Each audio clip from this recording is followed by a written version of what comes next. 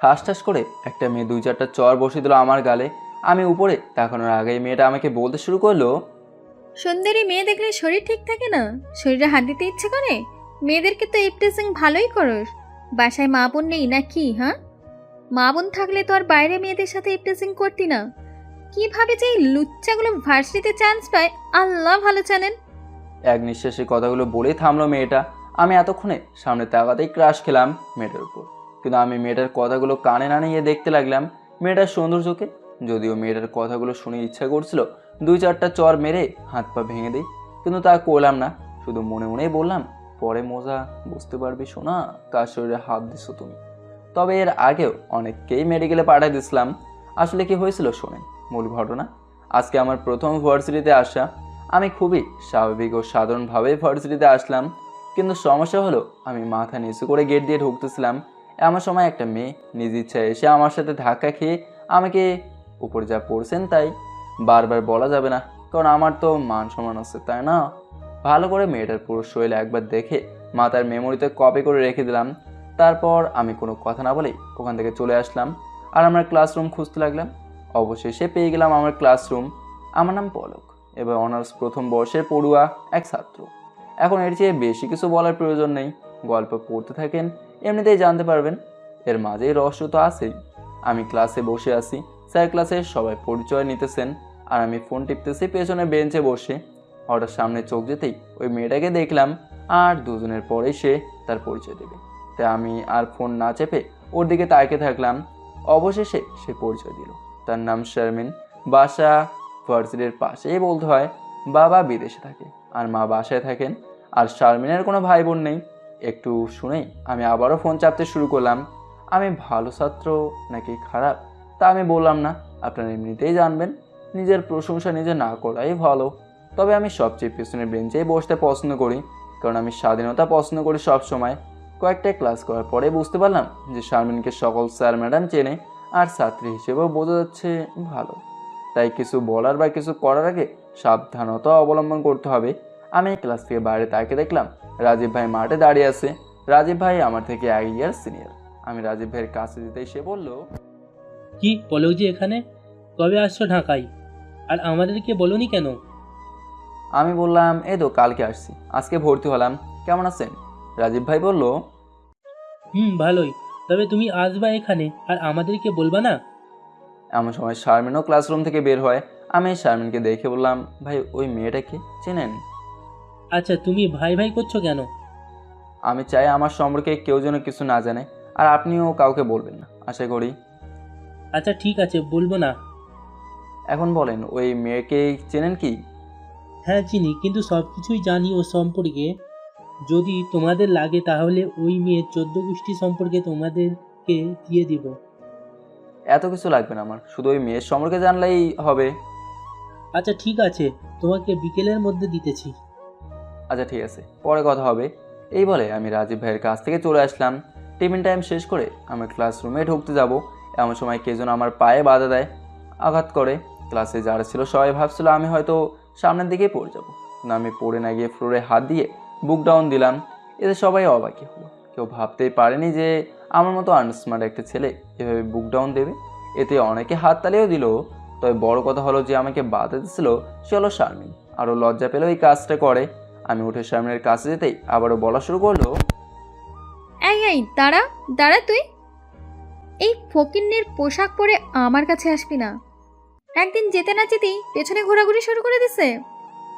তোর লজ্জা করে না মেয়ের হাতে মায়ের খেতে? ও, তোর লজ্জা করবে কেন? রাস্তা ছেলেদের লজ্জা আছে না কি আবার? শারমিন এগুলো বলতেছে আর আমি দাঁড়িয়ে হাসতেছি, এই ভেবে যে আমার পরিচয় পেলেও দাঁড়িয়ে থাকতে পারবে না। আর কথা বলা তো দূরের কথা, আর কে কার পেছনে ঘোরাঘুরি করে তা দেখা যাবে। আমার হাসি দেখে ও বলল, ওই, হাসবি না একদম। আর একবার হাসলে তোর হাত পা ভেঙে দিয়ে মেডিকেলে পাঠিয়ে দিব। এমন সময় স্যার ক্লাসে আসলো, তাই আমিও কিছু না বলে আমার জায়গায় গেলাম। আর বাকি স্টুডেন্টগুলো যেন বিনামূল্যে সিনেমা দেখলো। আরও ভালো একটা সিনেমা দেখতে পারতো যদি স্যার ক্লাসে না আসতো। এভাবেই কেটে গেল ভার্সিটির প্রথম দিন। পরদিন সকালে ভার্সিটি আসার কারণে মাঠে একটাই বসে আছি। হঠাৎ লক্ষ্য করলাম 8 থেকে 10টা মেয়ে আমাকে চারদিক দিয়ে ঘিরে ধরছে। আর সবার মাঝে আমি বসে আর শারমিন দাঁড়িয়ে আছি। এমন সময় শারমিন আমাকে একটা লাথি দিতে ধরলো। তখন আমি তার আগে উঠে শারমিনের মাথাটা ধরে ঠোঁটে গালে কিস করলাম। এতে সবাই অবাক হয়ে যায়। এরপর আমি আর কিছু না বলে দুটা মেয়েকে হাত দিয়ে সরিয়ে সোজা ক্লাসরুমে চলে আসলাম। কিন্তু ক্লাসরুমে এসে বেশিক্ষণ থাকতে পারলাম না, কারণ আমার দুই ঠোঁটে আটা ময়দা লেগেছিলো। তাই ফ্রেশ হতে ওয়াশরুমে চলে গেলাম। আমি কিছু বুঝি না, সুন্দর ওই মেয়েগুলো কেন যে আটা ময়দা মাখে। আটা ময়দা না মাখলে মনে হয় মেয়ে যাদের কলঙ্ক হবে। আমি ফ্রেশ হয়ে এসে দেখি স্যার ক্লাসে চলে আসছে। এরপর প্রথম ক্লাস করলাম। প্রথম ক্লাস শেষ হওয়ার সাথে সাথে পিয়ন আমাকে ডাক দিয়ে বলল আমাকে কলেজের প্রিন্সিপাল যেতে বলছে।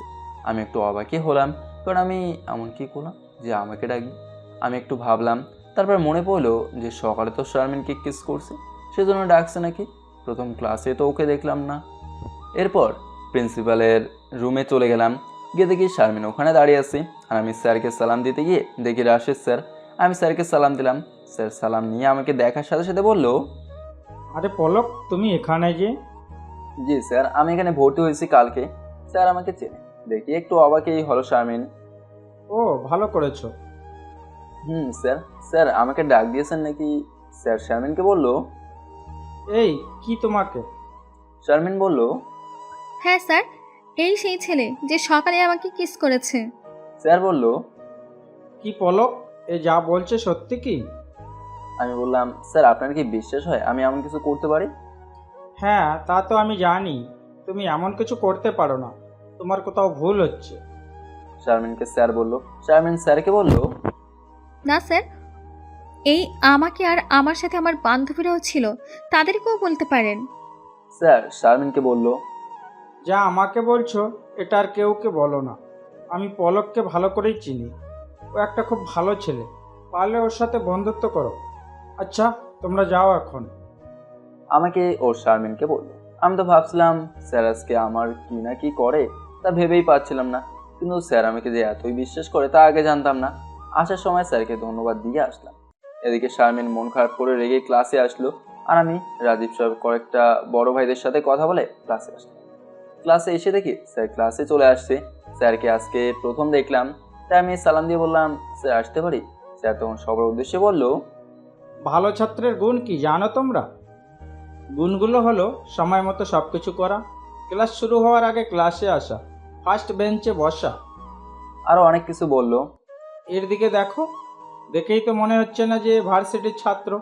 পোশাকের যা অবস্থা, চুলগুলো মনে হয় পাখির ভাষা, মনে হচ্ছে কোথাও কামলা দিতে এসেছে। স্যারের কথা শুনে খুব রাগ উঠলো আমার, কিন্তু নিজেকে শান্ত করে রাখলাম।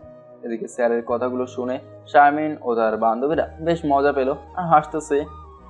এই ছেলে, এখনো বাইরে আছো কেন? ক্লাসে আসো। স্যার আসতে বলার পরে আমি ক্লাসে ঢুকলাম আর শেষ বেঞ্চে বসলাম। স্যার এক পর্যায়ে বলল, তোমরা কে কে জিপিএ 4 পেয়েছো? ক্লাসের কয়েকজন বাদে সব স্টুডেন্ট দাঁড়ালো। এরপরে বলল, জিপিএ 5 পেয়েছো কে কে?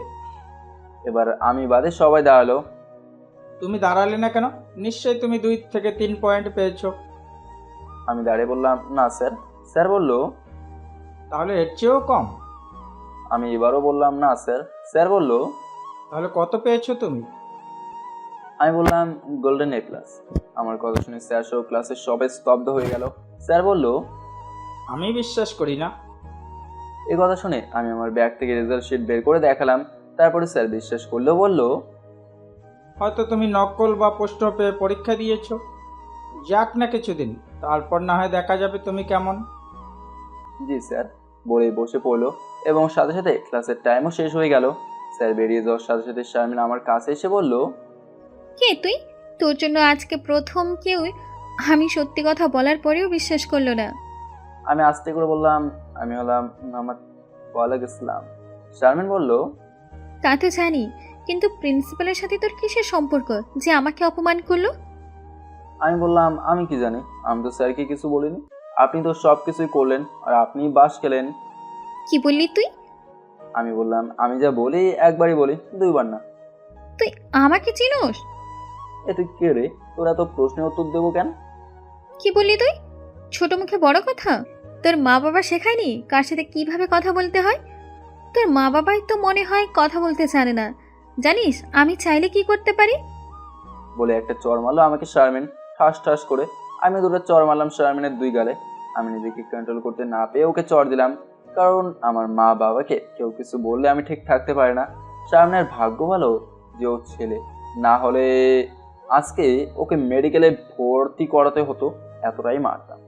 এদিকে শারমিন ফ্লোরে বসে ভ্যা ভ্যা করে কান্না করতেছে, এদিকে ক্লাসের সবাই আমাকে বলতেছে, পলক তুমি যা করেছো একদম ঠিক করেছো।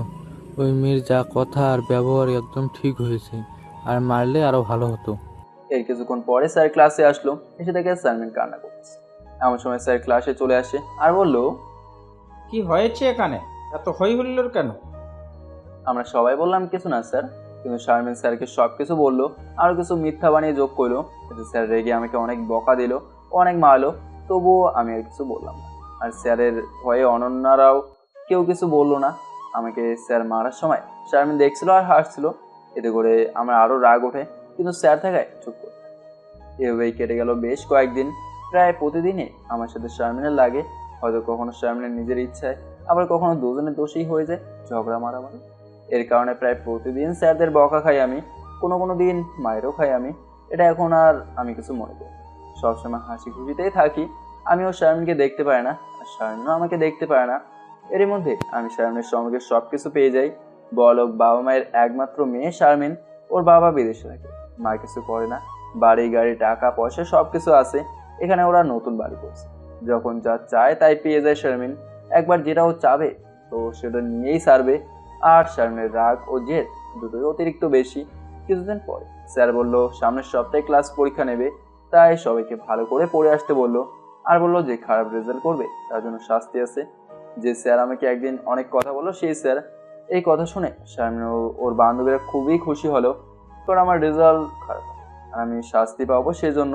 আমি এখন ক্লাসে ঠিকমতো পড়া করি না, অল টাইম বড়দের সাথে চলাচল করি, আড্ডা দেই, ফজলামো করি ইত্যাদি। তবে ক্লাসে একটু শান্ত হয়ে থাকি। ক্লাস শেষে শারমিন আমাকে বলল, দেখা যাবে কে ফার্স্ট হয় আর কে শাস্তি পায়। বলেই বাসায় চলে গেল শারমিন। আমি কিছু না বলে সোজা বাসায় চলে আসলাম। এর মধ্যে সপ্তাহ শেষ হলো আর পরীক্ষা হলো। পরীক্ষায় পুরো ক্লাসের শারমিন ফার্স্ট, 50 নম্বরের পরীক্ষায় 47 পেয়েছি, আর আমি পেয়েছি 50-এ 27। স্যার আমাকে তিরস্কার করে বলল, আরে মিস গোল্ডেন, এই হলো আপনার ক্যালমা। আরে ওই মেয়েটাকে দেখো, ও তো গোল্ডেন পেয়েছে আর নিজের জায়গা ধরে রেখেছে, তোমার মতো জালি গোল্ডেন না। শুধু আমি জানি আমার রেজাল্ট কেন খারাপ হয়েছে। পড়ালেখা তো পারোই না, আবার ভাব দেখাও। আরও অনেক কিছু বলেই স্যার চলে গেলেন। সবাই আমার দিকে তাকিয়ে আছে, মেয়েগুলো বলা বলে করছে, ঠিক মতো আছে, ভালো হয়েছে। বেশি ভাব দেখায়, মনে হয় কি না কি একটা। কথাগুলো শুনে সামনের কেন যেন খুব কষ্ট লাগলো। তারপরেও আমার দিকে তাকালো। এই প্রথম আমার মন খারাপ দেখলো। মুখ গোমড়া করে সারা ক্লাস বসেছিলাম। টিফিনের ঘন্টা দেওয়ার পর সবাই বের হয়ে যাচ্ছিল। আমি হঠাৎ টেবিলের উপর খুব জোরে একটা ঘুষি দিয়ে তারপর ব্যাগ নিয়ে চলে গেলাম। এটা শারমিনের চোখে পড়েছিল। শারমিন ভাবছিল আমার সাথে কথা বলবে, কিন্তু এর আগেই আমি বেরিয়ে গেলাম। সোজা হোস্টেলে চলে আসলাম। কয়েকদিন আগে হোস্টেলে উঠেছি ক্লাস করার ও পড়ার সুবিধার জন্য। টিফিনের পর শারমিন আমাকে অনেকক্ষণ ধরেই খুঁজলো, বাট পেল না। হঠাৎ আমার রুমমেট পলাশকে দেখে ডাক দিল, এই পলাশ, শোনো। হ্যাঁ বলো। আচ্ছা, তোমার বন্ধু কই? কোন বন্ধু? আরে পলক। ও ও বললো মাথা ব্যথা করতেছি, স্যারকে বলে হোস্টেলে চলে গেল। কেন বলো তো? ও আচ্ছা, ওর সম্পর্কে কিছু জানো? ও এমন কেন? কারোর সাথে কথা বলে না, ক্লাসে তো অনেক মনোযোগী থাকে, তাহলে পরীক্ষায় খারাপ করলো কেন? আরে ও যে পাস করেছে এটাই বেশি। তুমি জানো ওকে আমি আজ পর্যন্ত পড়তে দেখিনি। না না পড়তে দেখিনি বললে ভুল হবে। ও পড়ে। কি পড়ে জানো? কোনো দিন গল্প, উপন্যাস, কখনো সাধারণ জ্ঞান, কখনো পত্রিকা, আবার কারেন্ট অ্যাফেয়ার্স। নিজের বই হাত দিয়েও ধরে না। আমি বুঝি না এ কি মানুষ? তুমি বলো ভালো করবে কিভাবে? তা হঠাৎ ওর কথা জিজ্ঞেস করলা? প্রেমে টেমে পড়লা নাকি ওকে অত্যাচার করে? আরে দূর, এমনি জিজ্ঞেস করলাম। আর তুমি কি যে বলো, কত ছেলে আমার পেছনে ঘোরে, আমি কিনা ওই সাইকোর প্রেমে পড়মু? বাদ দাও তো। আচ্ছা বাই, পরে কথা হবে। এর মধ্যে দ্বিতীয় পরীক্ষা শুরু হলো। স্যার পরীক্ষার খাতা দেওয়ার সময় পাইনি, তাই ক্লাসে এসে খাতাগুলো এক্সচেঞ্জ করতে, ছেলেদের গুলা মেয়েদের কাছে আর মেয়েদের গুলা ছেলেদের কাছে। ভাগ্যক্রমে আমার খাতা গিয়ে পড়লো শারমিনের হাতে। শারমিনের পাশের দুই বান্ধবী বলে উঠলো, ওই দেখ সাইকোর খাতা তোর কাছে, দেখি দেখি কি পাইছে। আমাদের সাইকো গোল্ডেন বয়, এর আগে তো টাইটা পাস করছে, এবার তো আমাদের কাছে খাতা, দেখিস এবার ফেল মারবে। শারমিন বলল, চুপ থাক, দাঁড়া লেখাগুলো দেখি। লেখাগুলো দেখে তাদের তিনজনের এক্সপ্রেশন ছিল এইরকম। ওয়াও, কি সুন্দর লেখা, একদম কম্পিউটারের টাইপের মতো। এমন সময় স্যার উত্তর বলা শুরু করলেন। সবাইকে উত্তর মেলাতে বললেন আর নাম্বার বসিয়ে দিতে বললেন। খাতা কাটা শেষ হলে নাম্বার গুণের সামনের চোখ কপালে, পলক 50/50। খাতাটা আবারও ভালোভাবে দেখলো নাম্বার কম দেওয়ার জন্য, কিন্তু কোনো ভুল খুঁজে পেল না। এরপর মন খারাপ করে স্যারের কাছে খাতা জমা দিয়ে আসলো। এবার স্যার যার যার খাতা তাকে দিতে লাগলো। শারমিন 48 পেয়েছে। স্যারও ওকে কংগ্রাটস দিলেন। হঠাৎ আমার খাতা দেখে স্যারের চোখ চরক গাছ। স্যার ধমকে সরে বলল, এই খাতা কে দেখেছে? শারমিন আস্তে উঠে দাঁড়ালো। স্যার বলল, কি খাতা দেখেছো তুমি? এই গাদা 50 পায় কিভাবে? স্যারের কথা শুনে শারমিন বলল, ভালোভাবেই খাতে দেখেছি স্যার, একবার আপনি দেখুন। স্যার শারমিনকে বসিয়ে দিয়ে আমার খাতাটা দেখতে লাগলো। একবার দেখার পর চশমার ফাঁক দিয়ে একবার আমার দিকে তাকালো। খাতা ভালোভাবে দেখে স্যার আমাকে ডাক দিয়ে সামনে এনে বলল, এবারে টিউটোরিয়ালে ফার্স্ট হয়েছে পলক। সবাই তাকিয়ে এসে হা করে, মনে হয় এটা অসম্ভব কিছু। আর শারমিনের শরীরে যেন আগুন জ্বলছে এটা শোনার পরে। ওই দিন ক্লাস শেষ হওয়ার পর আমি ক্লাস থেকে বের হতে যাচ্ছি, এমন সময় শারমিন আমাকে ডাক দিল। আমি ওর ডাকে সাড়া না দিয়ে হোস্টেলে চলে আসলাম, কারণ আমি জানি যে শারমিন আমাকে কি বলবে, যা প্রায় আমার সাথে ঘটে। পরদিন সকালে আমি ক্লাসে ঢোকার সময় আজকেও ধাক্কা লাগে শারমিনের সাথে। আমাকে দেখেই রেগে যায় শারমিন আর জোরে জোরে বলতে শুরু করে, এই ছেলে, মেয়ে দেখলেই ধাক্কা দিতে ইচ্ছে করে, ভেজা বেড়ালের মতো থাকে মনে হয় না, কিছুই জানে না, খ্যাত কোথাকার ইডিয়েট একটা। এগুলো বলতে বলতে পুরো ক্লাস এক করে ফেলে। এমন সময় শারমিনের ফ্রেন্ড রাফি এসে আমার কলার ধরে মারতে নেয়। এমন সময় শারমিন রাফিকে বলে, আরে ছাড় ছাড়, এইসব খ্যাত ছেলেদের সাথে ঝগড়া করে নিজের প্রেস্টিজ নষ্ট করিস কেন? এগুলো বলে শারমিন ক্লাস থেকে বের হয়ে যায়। আর রাফি আমাকে বলে, তুই চিনিস আমিকে, আর কখনো যেন শারমিনের আশেপাশে দেখি তো দেখিস কি করি। একটা হাসি দিয়ে আমি বললাম, আচ্ছা দেখা যাবে, বলে ক্লাসে ঢুকলাম। কিন্তু তখন রাফি আবারও আমার হাত টেনে ধরে বলল, কি দেখা যাবে? আমি বললাম, শারমিনের পাশে থাকলে কি করবে, বলে আমার ব্যাগটা একটা বেঞ্চের উপরে রাখলাম। কি করব দেখবি? কি করার আছে করে দেখা, ঠান্ডাভাবেই বললাম আমি। আমি বলার সাথেই রাফি আমাকে চড় দিল। আমি একটা চড় খেয়ে রাফিকে ঠাস ঠাস করে দুটো চড় দিয়ে বললাম, মারবি আমাকে? মার তাহলে, কত তোর শক্তি আছে। এই কথা শোনার পর রাফি আবারও আমাকে মারতে আসলো, কিন্তু আমাকে আর মারতে দিলাম না। আমি রাফিকে মারতে মারতে রক্তাক্ত করতেছি। শারমিনের উপরে সব রাগ আমি রাফির উপর ঝাড়তেছি। হঠাৎ দেখি শারমিন চিল্লাচ্ছে বাঁচাও বাঁচাও বলে, আর ওর জামাটা অর্ধেক ছিঁড়ে ফেললো। শারমিনের চিল্লানিতে আমাদের ক্লাসের অনেক ছেলে মেয়ে চলে আসলো। তখন শারমিন সবাইকে বলল, পলক আমাকে জোর করে রেপ করতে ধরছিল, রাফি বাধা দেওয়াতে ওকে মারতেছে। শারমিনের এই কথা শুনে আমি স্তব্ধ হয়ে গেলাম। আর শারমিন এই কথা বলার সাথে সাথেই যে ছেলেগুলো ওখানে ছিল সবাই আমাকে মারতে শুরু করলো। আমি কিছু বলার আগেই আমি ভাবতেই পারছি না কিভাবে নিজের ইজ্জত নিয়ে মিথ্যা অপবাদ দিল আমাকে। আমাকে সবাই মারতেছে আর আমার দুই চোখ দিয়ে পানি বের হচ্ছে, এটা ভেবে যে আমি এখনো কোনো মেয়ের হাত ধরিনি। আর শারমিন বলল আমাকে রেপ করতে হচ্ছিলাম। এর মধ্যে স্যার ম্যাডামরা প্রায় সবাই চলে আসলো আমাদের ক্লাসে। আর কিছুক্ষণের মধ্যে পুলিশও চলে আসলো, হয়তো কেউ পুলিশকে ফোন দিয়েছিল।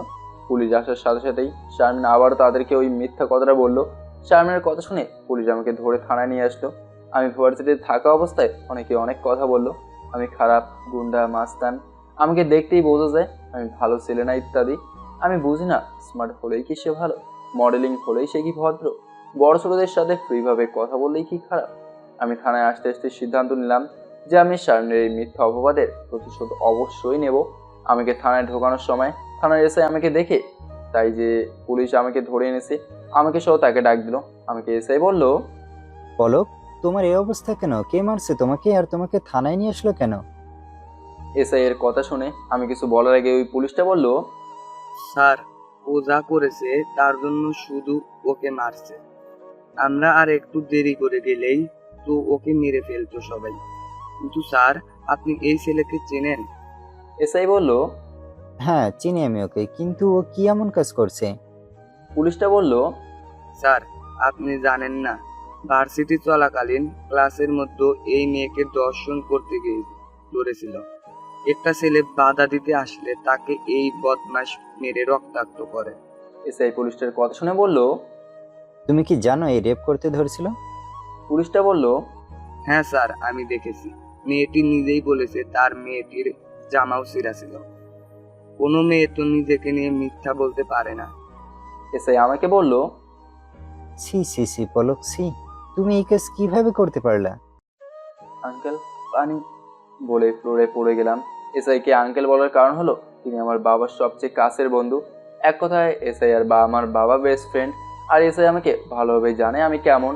আমাকে সব মিলে মারার কারণে আমি রক্তাক্ত হই, আর শরীরে কোনো শক্তি ছিল না, তাই অজ্ঞান হয়ে ফ্লোরে পড়ে যাই। আমি চোখ খুলে দেখি আমি মেডিকেলে, আমি বেডে শুয়ে আছি।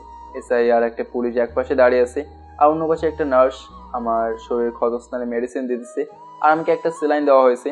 আমাকে এসআই বলল, এখন ঠিক আছে তুমি? আমি বললাম, হ্যাঁ ঠিক আছে আঙ্কেল।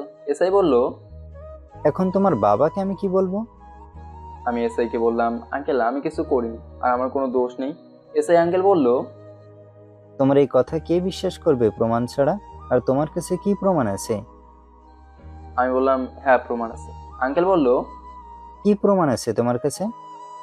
আমি বললাম, আমাদের ভার্সিটিতে প্রতিটা ক্লাসে ও বাইরে সিসি ক্যামেরা লাগানো আছে, ক্যামেরা থেকে আপনি প্রমাণ নিতে পারবেন।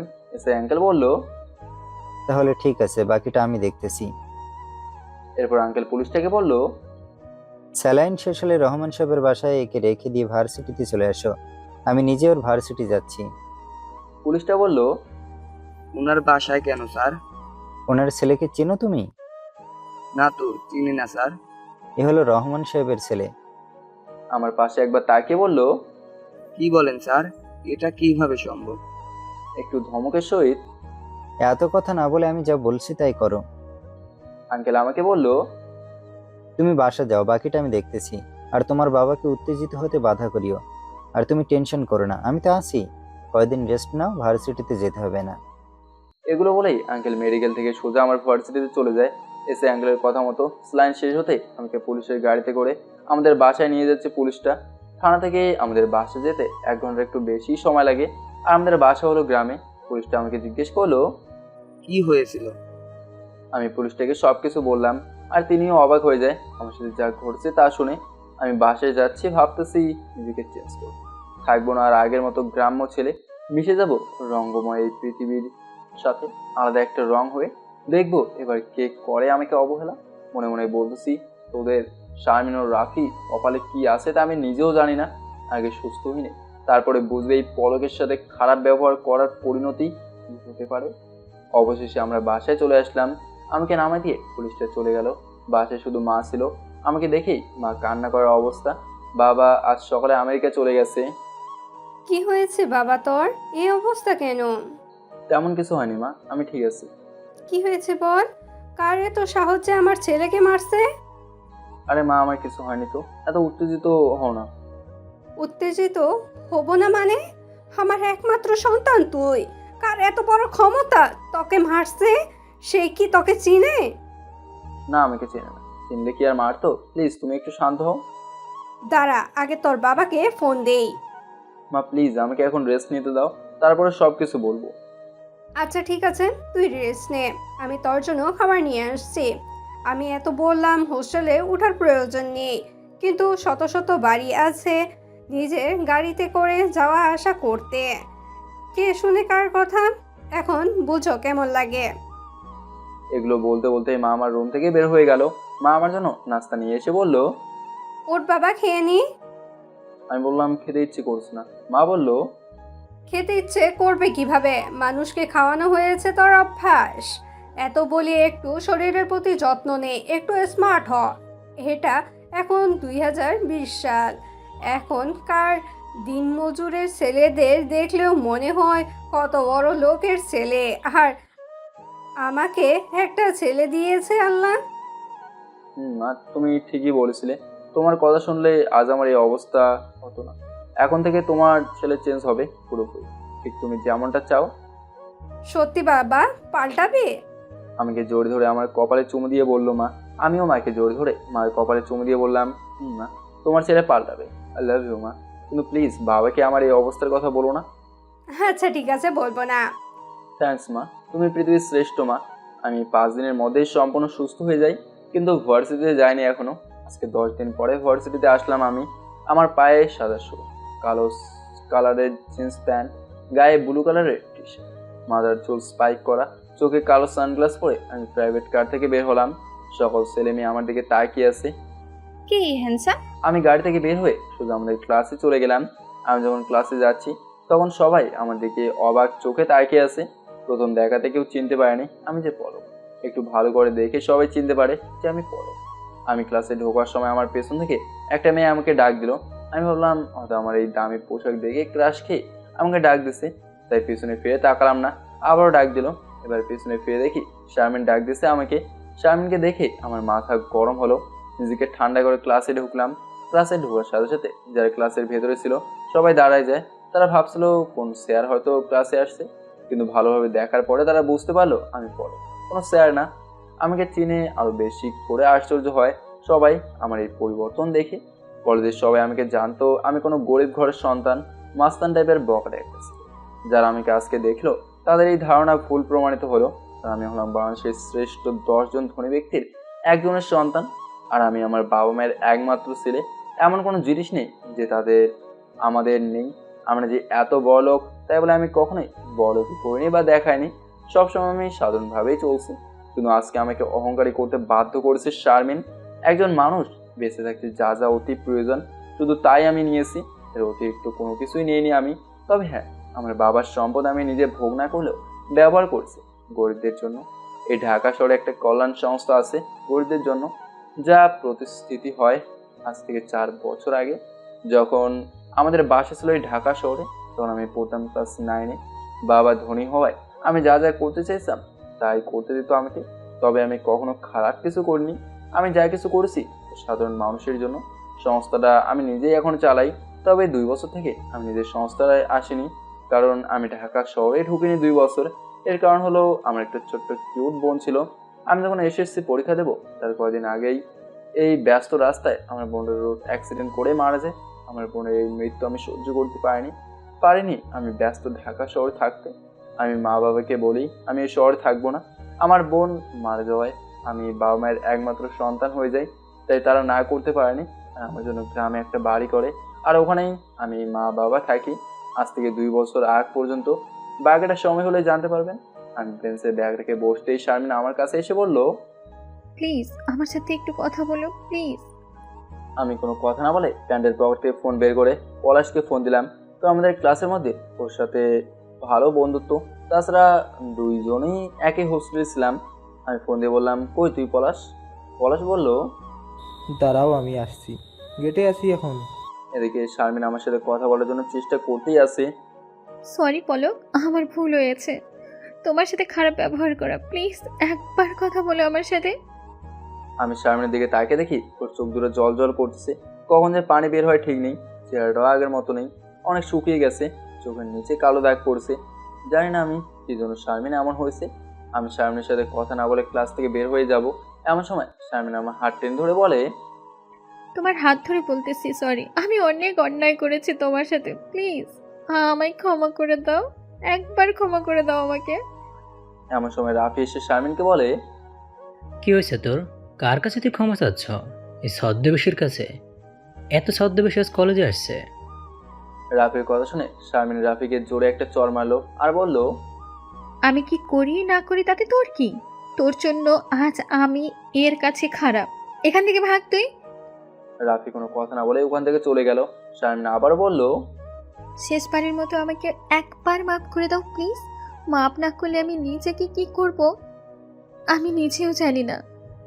এবার আমি প্রথম শারমিনের সাথে কথা বললাম, আপনি নিজেকে কি করবেন? সর্বোচ্চ আত্মহত্যা করবেন? এটা আপনার মাথায় ছিল না? আমাকে মিথ্যা অপবাদ দেওয়ার সময় আগে ভাবেননি? একটা সাধারণ ছেলের সাথে আপনি কি কি করতেছেন? গ্রামের মানুষ গরিব বলে তারা কি মানুষ না? আপনার আর গ্রামের মানুষের মধ্যে পার্থক্য কি জানেন? আপনাদের মতো বড় লোকদের টাকা পয়সা আছে, এটা তাদের নেই। আপনাদের কাছে দামি দামি পোশাক আর তাদের কাছে কম দামি পোশাক, এগুলো তারা কি মানুষ না? আপনি এখন আমার কাছে ক্ষমা চাচ্ছেন কিসের জন্য জানেন? কারণ আপনি আমার পরিচয় জেনেছেন যে আমি কোন গ্রামের কৃষকের ছেলে না। আমার বাবা বাংলাদেশের শ্রেষ্ঠ ধনীদের মধ্যে একজন, এটা জেনেছেন। আপনি আমার কাছে ক্ষমা চাচ্ছেন আমাদের টাকা ও সম্পদের জন্য? আপনি বলতে পারবেন আজ আমি গরিব হলে আপনি চাইতেন আমার কাছে ক্ষমা? আমি একবারও এতগুলো কথা শারমিনকে বললাম। এর কারণ আপনারা তো জানেন এই শারমিন আমার উপর প্রথম দিন থেকে কি করছে আর কি না করছে। আসলে এটা সত্যি যে আজ আমি বড়লোক বাবার ছেলে না হলে ওই মিথ্যা অপবাদ নিয়ে জেলেই সারা জীবন পার করতে হতো আমাকে। জানতো না কেউ আসল কাহিনী কি। এদিকে শারমিন আমার কথা শুনে ক্লাসের মধ্যেই কান্না করে দিচ্ছে, আর কোনো কথা বলতেছে না। আবারও চিল্লিয়ে বললাম, আজ আমি গরিব হলে আপনি চাইতেন আমার কাছে ক্ষমা? ক্লাসের সবাই নীরব হয়ে আমার আর শারমিনের দিকে তাকিয়ে আছে। ক্লাসের সবাই তো আর সত্যিটা জানে না। ওই দিন যারা ক্লাসে ছিল তারাই শুধু জানে সত্যিটা, আর যারা ছিল না বা পরে আসছিল আমাকে মারার সময় তারা তো জানে আমি শারমিনকে রেপ করতে ধরছিলাম। সবাই সত্যিটা না জানার কারণ হলো শারমিনের বড়লোক বাবার টাকা দিয়ে সবকিছুই গোপন করে রেখেছে যাতে করে তার মেয়ের যেন কোনো বদনাম না হয়। কিন্তু ওর বাবা তো আর আমাকে আমার কিনে নিতে পারবে না, আমার সম্মানকে কিনে নিতে। শারমিন কিছুক্ষণ কান্না করে কোনো কথা না বলে ওর ব্যাগ নিয়ে ক্লাসরুম থেকে বের হয়ে গেল। হয়তো বাসে যাচ্ছে কান্না করতে করতে। এরপর স্যার ক্লাসে আসলো। স্যার কিছু বললো না আমাকে, কারণ স্যাররা তো সব কিছুই জানে। আমি 2টা ক্লাস করে বাসে চলে আসলাম। কারণ অনেকদিন পরে ভার্সিটি আসছে, তাই ভালো লাগছিল না। আমি বাসায় এসে ফ্রেশ হয়ে শুয়ে আছি আর ভাবছি যার উপর ক্রাশ খেলাম সেই আমার জীবনটাকে শেষ করতে হচ্ছিল। আর আমি আজ প্রথম তার সাথে কথা বললাম, তাকে অপমান করে। আমি তো অন্যায় কিছু বলি, যা সত্যি তাই তো বলেছি। এগুলো ভাবতে ভাবতে ঘুমিয়ে গেলাম। এদিকে আমার বাবা আমেরিকা থেকে এসে সবকিছু শুনে অনেক রাগ হয়। তারপর আমার বাবা পুলিশে এসআই আর শারমিনের বাবা এই 3জন মিলে কথা বলে সবকিছু ঠিক করে নেয় আমাকে না জানে। আর শারমিনের বাবা ওই দিনে আমাদের ভার্সিটি গিয়ে সবকিছু মিটমাট করে নেয়। বিকেলের দিকে আমি আর মা বসে টিভিতে ক্রিকেট খেলা দেখতেছি আর গল্প করতেছি। বাবা বাজার গেছে, নাহলে আমরা 3জন মিলেই গল্প করতাম। মা বাবা দুজনে আমার বন্ধুর মতো, বলতে গেলে বেস্ট ফ্রেন্ড। এমন সময় কে যেন আমাদের বাসায় আসে। মা গিয়ে তার সাথে কথা বলতেছে। মানুষটার কণ্ঠ শুনে মনে হলো একজন পুরুষ। ওই লোকটা বলল, এটা রহমান সাহেবের বাসা না? মা বলল। হ্যাঁ, কেন? লোকটা বলল, ভিতরে আসতে পারি? মা বলল। হ্যাঁ, অবশ্যই। আমি দরজার দিকে তাকাতে দেখি ওই মানুষটার সাথে শারমিনও আসছে। আমি মানুষটাকে চিনলাম, কিন্তু শারমিনকে দেখে আমার মাথা গরম হয়ে গেল। কারণ আমি ওকে এখন দু চোখেও দেখতে পারি না। এর কারণ হয়তো আর বলতে হবে না আপনাদের। শারমিন ও লোকটার ভেতরে ঢুকলে মা তাদেরকে বসতে বললো। আমি লোকটাকে সালাম দিলাম। এবার তারা বসলো, আর শারমিন আমার দিকে তাকিয়ে আছে অপরাধীর দৃষ্টিতে। আমি আর এখানে থাকতে পারলাম না, কারণ কখন যে শারমিন থেকে কি বলে ফেলি তার ঠিক নেই। এদিকে যেতেও ইচ্ছে করছিল না, খেলা না দেখে যেতে। এক প্রকার বাধ্য হয়েই আমি আমাদের বাসার ছাদে চলে আসলাম। ছাদে এসে চারপাশে তাকিয়ে সবুজ পরিবেশ দেখতেছি। একদিকে তাকাতে দেখি বাচ্চারা খেলতেছে। আমি মনে তাদের খেলা দেখেই যাচ্ছি। এভাবেই কেটে গেল আধা ঘন্টার মতো। এতক্ষণে হয়তো শারমিনা চলে গেছে। তাই নিচে নামতে দেখি মা আসতেছে। মা, তুমি এখন ছাদে এসছো কি জন্য? মা বলল, তোকে ডাকতে, তোর সাথে কথা বলবে, তাড়াতাড়ি চলে আয় নিচে। বলেই মা নিচে নামতে ধরলো। আমি মার পিছু পিছু এসে বললাম, কি আমার সাথে কথা বলবে? মা বলল, ওই লোকটা আর তার মেয়ে। আমি বললাম, তারা এখনো চলে যায়নি? মা বলল, না, তোর বাবার অপেক্ষায় ছিল। এই কথা শুনে আমি মনে মনে বলতেছি, কি এমন কথা বলবে আমার সাথে? কি কথা বলবে শারমিন আমার সাথে? আর এতক্ষণ কি করছিল তারা? মা বাবার সামনে তো আমি কিছু বলতেও পারবো না শারমিনকে। মা বাবার সামনে কারোর সাথে প্রয়োজন ছাড়া কথা বলি না, আর রাগ হওয়া তো দূরের কথা। এগুলো হাবিজাবি চিন্তা করতে করতে রুমে আসলাম। রুমে এসে দেখি শারমিন ও ওই লোকটা নাস্তা করতেছে। শারমিন বাবার সাথে হেসে হেসে কথা বলতেছে। শারমিনকে তো এখন এমনিতেই দেখতে পারে না, আর এখন ওর এই হেসে কথা বলা দেখে আমার শরীর জ্বলছে। আমি আসা মাত্র বাবা বলল, এই আমার ছেলে আসছে। তা বাবা, তোমার ক্লাস ফ্রেন্ড আসছে আর তুমি কথা না বলে বের হয়ে গেছো নাকি? বাবার কথা শুনে আমার রাগ হচ্ছে, আবার খারাপও লাগছে। রাগ হওয়ার কারণ কি? কি কথা বলবো আমি শারমিনের সাথে, যে ভার্সিটির প্রথম দিন থেকে আমার সাথে শত্রুতা আমি করলো? আর খারাপ লাগার কারণ হলো, যতই সে আমার কাছে অপরাধ করুক, সে তো আমার বাসায় আসছে। কি কারণে আসছে তা তো আমি জেনে নিতে পারতাম। আমি বাবাকে বললাম, জরুরি ফোন আসছিল তো তাই চলে গেছিলাম, আর মনেই ছিল না যে আমার বন্ধু আসছে। এটা বলে সামনের দিকে তাকলাম। শত্রু কথাটা শুনে সামনের হাসি উজ্জ্বল মুখটা অন্ধকার হয়ে গেল। হয়তো শারমিন বুঝতে পারছে আমি ওকেই শত্রু ভাবি। তখন বাবা বলল, আচ্ছা ঠিক আছে, উনি কে জানো? আমি বললাম, না চিনি না। তখন বাবা বলল, তোমরা কেমন বন্ধু যে তোমার বন্ধুর বাবাকে চেনো না? আমি বললাম, এখনো দেখা হয়নি তো তাই। এখন বুঝতে পারলাম যে লোকটা শারমিনের বাবা। লোকটা ভালোই আছে, দেখে বোঝা যাচ্ছে, কিন্তু তার মেয়ে তার মতো হয়নি। এমন সময় বাবা আমাকে বলল, তুমি নাকি এই মেয়ের উপরে রাগ করে আছো? কেউ কি কখনো কোনো মেয়ের সাথে রাগ করে কথা না বলে? আমি আগে আমার বান্ধবীদের সাথে কত কি করতাম, তা তো তোমরা বিশ্বাসই করবে না। আমার বাবা ফ্রেন্ডলি ও রসিক খুবই। শারমিনের বাবা বলল, আগের দিন আর এখনকার দিন অনেক পাল্টেছে, তাই সবাই পাল্টে গেছে, এটাই স্বাভাবিক। আমার বাবা বলল, তা অবশ্যই ঠিক বলেছেন আপনি।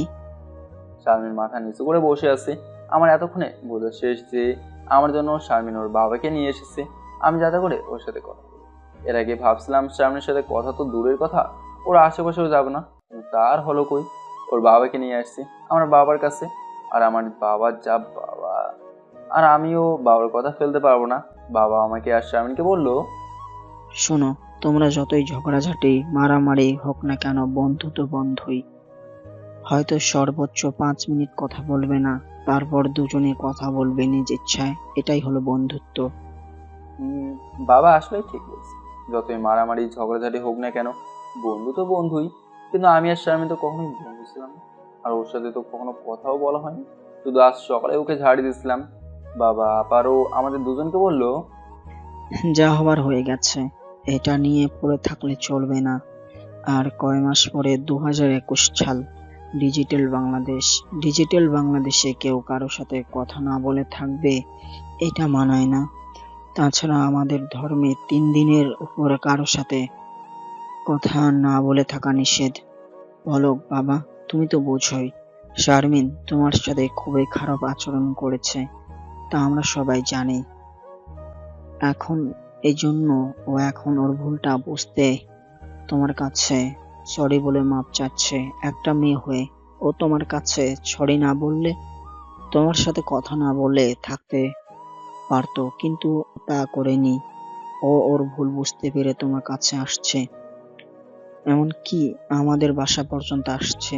ওকে ফিরার দিও না, আমি বলতেছি। আসলে এই বাবা যা বলেছে ঠিক বলছে, ভুল তো মানুষেরই হয়, তাই না? তাছাড়া বাবা যেহেতু বললো ফিরে না দিতে, আর মানুষকে ক্ষমা করা একটা মহৎ কাজ, তা আমিও পারলাম না ক্ষমা না করে থাকতে। হয়তো বা বাসায় না আসলে আমি ক্ষমা করতাম না। আমি চুপ হয়ে গেছি। তো বাবা আবারও বলল, কি হলো, চুপ হয়ে আসো কেন, কথা বলো। আমি বললাম, হুম ঠিক আছে, তবে একটা শর্ত আছে। আমার শর্তের কথা শুনে সবাই একটু আশ্চর্য হলো। তারা বলল, কি শর্ত? আমি বললাম, আমার সাথে যা যা করছে তার জন্য আর কার সাথে না করে। শারমিনের বাবা ওকে বলল, কি বলেছে শুনেছ? শারমিন বলল, হ্যাঁ শুনেছি, একবার ভুল করে শিক্ষা পেয়েছি, আবার এই ভুল আর কখনোই করব না। আমি বললাম, তাহলে ঠিক আছে, যা হবার হয়েছে, সমস্যা নেই। আমি এই কথা বলার সাথে সাথে বাবা বলল, শুধু মুখে বললে হবে না, হাতও মিলাও। আমি বললাম, বাবা বর্তমানে যা অবস্থা সেই হিসেবে আমাদের বাসায় তো ঢুকতেও দেওয়া যায় না, আর তুমি হাত মেলাতে বলতেছো? আমার কথা শুনে সবাই হাসি দিল। আর বাবা বলল, আচ্ছা ঠিক আছে, করো না, চলো গেলে মিলাও। এখন খুশি তো তুমি? শারমিনকে বাবা বলল। শারমিন বলল, জি আঙ্কেল। শারমিনের বাবা উত্তরতে বলল। তাহলে আমরা এখন আসি।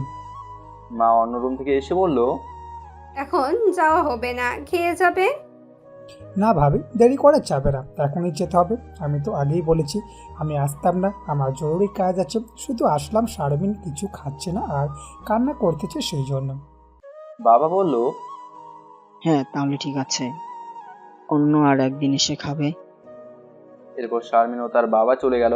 বাবা আমাকে বলল, আমি চাইলে ওদেরকে অনেক কিছুই করতে পারতাম, কিন্তু কি হতো এত ঝামেলা করে? শুধু একটা মেয়ের ইজ্জত যেত, আর একটা পরিবারের মান সম্মান সব চলে যেত। বসবাস করতে পারতো না তারা এই সমাজে। বাবা তা ঠিক বলছো। আল্লাহ ইউ বাবা, আমি তোমার মতো একজন বাবা পেয়ে ধন্য। বাবাকে জোরে ধরে বললাম। বাবা আমাকে বলল, আমি সার্থক তুমি আমার সন্তান বলে। আমি চাই তোমার মতো যেন সকল সন্তান হয়। এমন সময় মা বলল, তোমরা বাবা ছেলে দুজনেই শ্রেষ্ঠ। আর আমি কি? আমি বললাম, তুমি পৃথিবীর শ্রেষ্ঠ মা। আর বাবা বলল, তুমি হলে আমার জীবন সঙ্গিনী। তারপরের দিন আমি ভার্সিটি গেলাম, আগের মতো হয়েও না, আবার বেশ স্মার্ট হয়েও না, তবে আজকে বাইকে করে ভার্সিটি আসলাম। আমি আজকে ভার্সিটিতে ঢোকা মাত্রই অনেক মেয়ে আমার কাছে নিজেই এসে কথা বলতে যাচ্ছে। আমি সবাইকে হাই হ্যালো বলে আমার ক্লাসে চলে গেলাম। আমি ক্লাসে গিয়ে বেঞ্চে বসার একটু পরে শারমিন এসে বলল, কেমন আছো? আমি বললাম আলহামদুলিল্লাহ ভালো। বলবা না আমি কেমন আছি? আমার জানার প্রয়োজন নেই, তাই বলিনি। হ্যাঁ, তা চলো মাঠে গিয়ে বসি। আমি কিছু বলার আগে রাফি এসে শারমিনকে বলল, দোস্ত, তুই এর সাথে কথা বলছিস? যে আমাকে মারছিল তার সাথে কথা বলছিস? তোর তো দেখি লজ্জাও নাই যে তোকে রেপ করতে চাইলো, আর তার সাথে সি শারমিন, সি সি সি। রাফি বলল। আমি রাফির কথা শুনে মনে মনে বলছি, আজকে কিছু কর, তারপরে দেখাবো মন। কালকে না হয় বাবার জন্য ক্ষমা করে দিয়েছি, কিন্তু তোদের উপর থেকে তো আর রাগ ও ঘৃণা একটাও যায়নি। রাফির কথা শুনে শারমিন বলল, তাই তো, এটা তো আমার মনেই ছিল না যে তোকেও মারছিল। আচ্ছা বাদ দে রাফি, যা হবার হয়ে গেছে। এও তো আর কম মার খায়নি। এ কথা শুনে রাফি বলল, আমার জন্য তো আর মার খাইনি, তোর জন্য কে মারছিল? আমাকে মারার প্রতিশোধ অবশ্যই নিব। শারমিন বলল, তুই কি বাদ দিবি না মাথা থেকে এসব?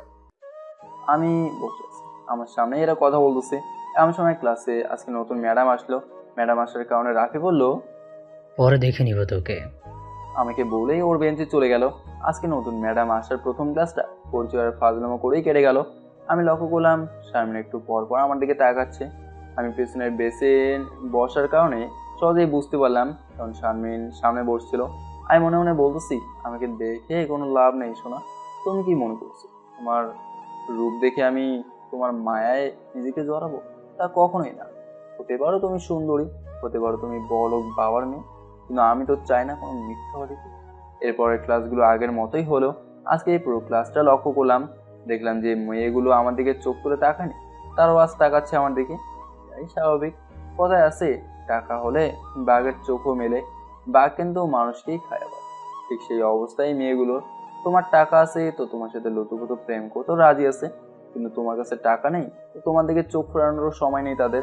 সব মেয়ে কিন্তু না, কিছু মেয়ে টাকা তো দূরের কথা, একটু ভালোবাসা আর একটু কেয়ার চাই শুধু।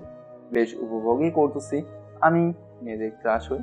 সে আমি কিছুদিন আগে মেয়েদের চোখের আশেপাশেও ছিলাম না, তারাই আজ আমার কাছে ঘুরঘুর করে।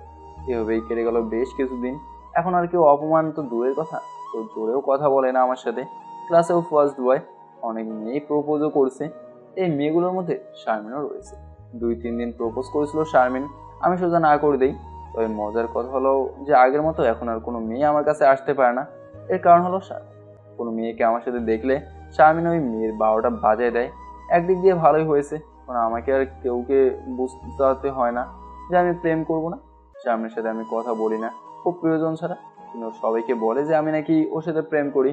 এখন কি করব আমি সেটাই ভাবতেছি। রাফির সাথে মাঝে মাঝেই তর্কাতর্কি হয়, তবে এখন সেটাও হয় না। এর কারণ হলো রাফি শারমিনকে ভালোবাসে। এটা আমি জানার পরে রাফিকে আমি বলি যে তুমি তো জানো যে শারমিন আমাকে ভালোবাসে, এখন আশার সাথে বেশি ভেজাল করলে তোমার শারমিনকে নিয়ে নেব। এরপরে রাফি যা বলে সেটা শোনার জন্য আমি মোটেও প্রস্তুত ছিলাম না। রাফি বলে, ভাই, আমি তোমার হাতে ধরে বলতেছি, আজ থেকে তোমার সাথে কোনো খারাপ ব্যবহার করব না, যা বলবা তাই শুনবো। প্লিজ শারমিনকে নিও না, আমাকে শুধু শারমিনকে দাও, যা করতে বলবা তাই করব। আমি বললাম আচ্ছা ঠিক আছে, সময় হলেই দেখা যাবে। শারমিন এখন প্রায় প্রতিদিনই আমাকে আই লাভ ইউ বলে সবার সামনে। একদিন রেগে গিয়ে বলি, তুমি কি মনে করছো তোমাকে ক্ষমা করে দিয়েছি বলে তোমাকে আমি ভালোবাসি? এটা যদি ভেবে থাকো তাহলে ভুল ভাবছো। আমার সাথে 2 দিন ভালোবাসার অভিনয় করে বলবা আমি তোমার সব কিছু কেড়ে নিয়েছি? এর আগে তো কিছুই করতে পারোনি, এবার ভালোবাসার ফান্দে ফেলে প্রতিশোধ নিতে চাচ্ছ তাই না? তুমি কি মনে করছো আমি এগুলো বুঝি না? আমি শেষবারের মতো তোমাকে বলতেছি, এখন থেকে তোমাকে যেন আমার আশেপাশে না দেখে।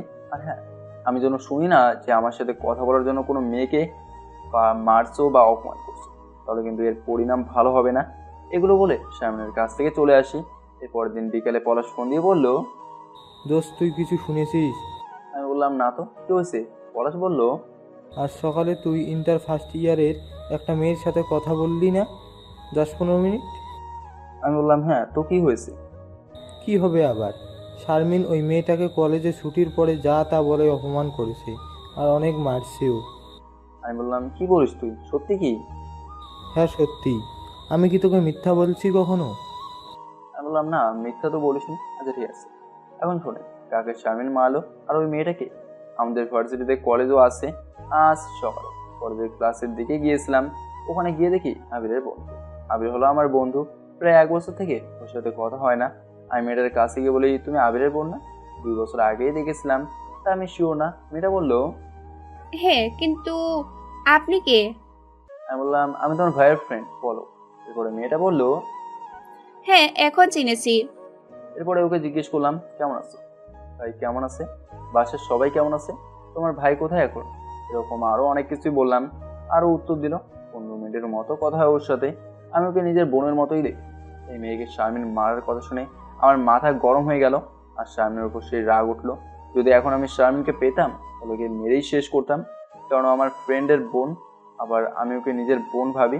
আমি এখন ভাবতেছি, শারমিন সত্যি কি আমাকে ভালোবাসে, নাকি আমার সাথে ভালোবাসে অভিনয় করবে?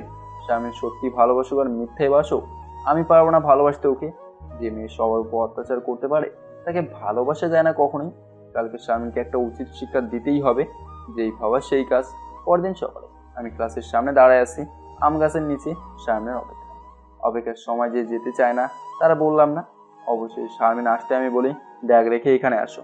আমার কথা শুনে শারমিন সেই খুশি, ক্লাসে ব্যাগ রেখে দৌড়ে আমার কাছে চলে আসলো, আর ওর পিছু পিছু ওর বান্ধবীরাও চলে আসলো। আমি বললাম, কালকে কাকে মারছো? আমি তো বলছি তোমার সাথে যে কথা বলবে তাকেই শিক্ষা দিব। আমি যে তোমাকে ভালোবাসি তা কতভাবে বোঝাবো? যাকে মারছো সে আমার বন্ধুর বোন হয়, মানে আমার উপর। তো কি হয়েছে? তোমার সাথে হেসে কথা বললো কেন? আর তুমি হেসে হেসে কথা বলবা কেন? এই কথা বলার সাথে সাথে ঠাস ঠাস করে দূরে চড় দিলাম শারমিনের গালে। সাথে সাথেই সাদা গালে 5-5টা 10টা আঙুলে দাগ হয়ে যায়। চরের শব্দে আশেপাশে সবাই স্তব্ধ হয়ে যায়। কয়েকটা ছেলে মেয়ে এসে বলল, কি হয়েছে, চর মারলে কেন? আমি বলার আগে শারমিনের বান্ধবীগুলো বলল, পলককে প্রপোজ করছে তাই চর মারলো। শারমিনও বলতেছে, আমার প্রপোজ গ্রহণ করবা না তা তো বললেই হলো, এভাবে চড় মারলো কেন?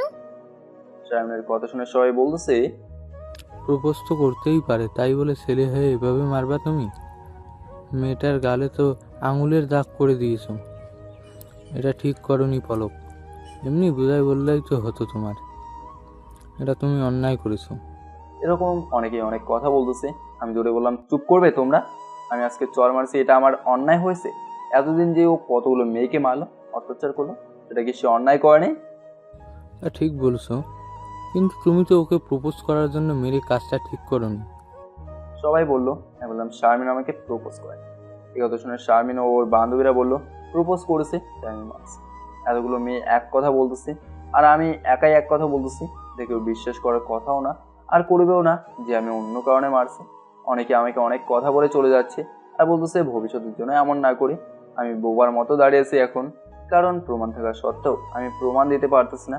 কারণ আবিরের বোনকে এনে যদি প্রমাণ দিই তাহলে বোনকেও অনেকে অনেক কথা বলবে। তা আমি কিছু না বলে দাঁড়িয়ে আছি। সব ছেলে মেয়েগুলো চলে যাচ্ছে, আর এক একজন এক এক কথা বলতেছে।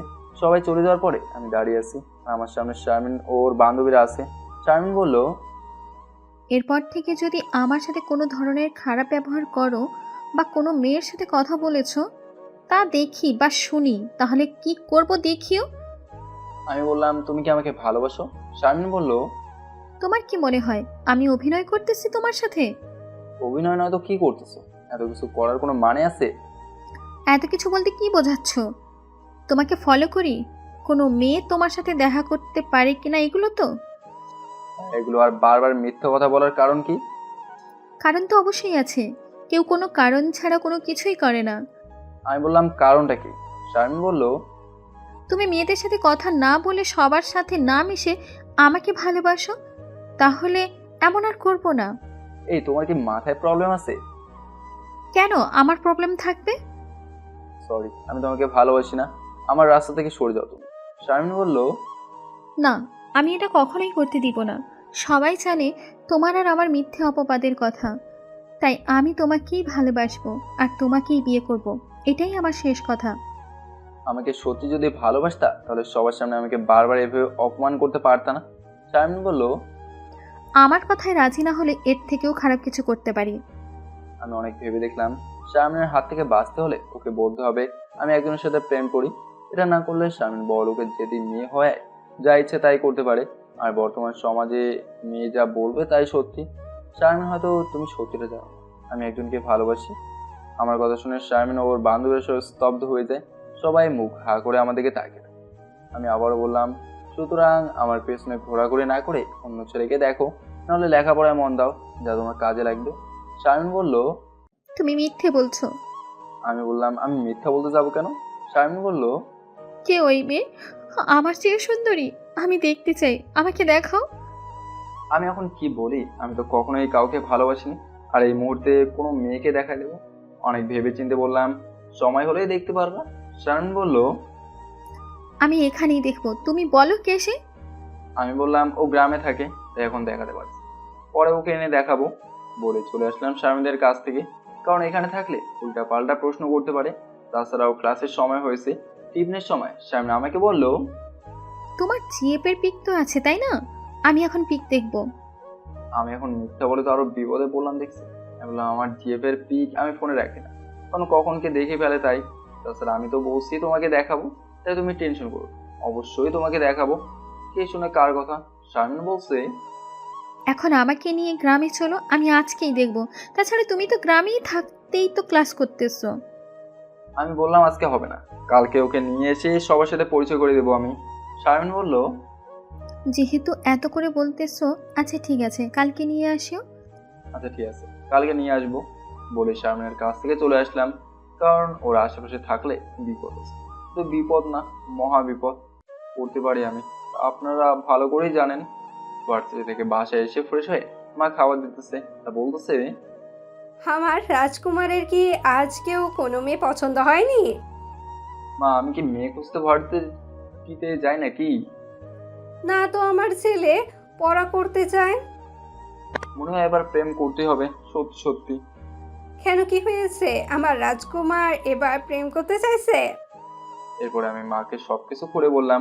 মাকে সবকিছু বলার কারণ হয়তো অনেকের জানা আছে, তারপরে বলছি। আমি আর মা একদম ফ্রি, বেস্ট ফ্রেন্ড যেমন হয় তার চেয়েও বেশি ফ্রি আমরা। মা সবকিছু শুনে বলল, মেয়েটা কিন্তু দেখতে ভালোই আছে। আমি বললাম, মা তুমি কি বলতে যাচ্ছ? আমি ওই মেয়ের সাথে প্রেম করব? কখনোই না। মা বলল, তাহলে কি করবি এখন? আমি বললাম, একটা অন্ধ মেয়ের সাথে প্রেম করব, তারপর ওই মেয়ের সাথে না। এখন আমাকে শান্তি মতো খেতে দাও তো মা। আচ্ছা ঠিক আছে, আমি গেলাম, খাওয়া হলে ডাক দিও। বলে আমার কাছ থেকে চলে গেল। এখন রাত 10টা, কিছুই ভেবে পেলাম না কি করব আর কি বলবো কাল শারমিনকে। হঠাৎ মনে হলো আজকে তো বৃহস্পতিবার, তার মানে কালকে শুক্রবার। একদিন সময় পেলাম শারমিনের কাছ থেকে বাঁচতে। এতটাই টেনশনে ছিলাম যে কাল যে শুক্রবার তাও ভুলে গেছিলাম। পরের দিনও অনেক ভাবার পরও কিছুই মাথায় আসলো না। হঠাৎ করে আমার মাথায় একটা উপায় করলো।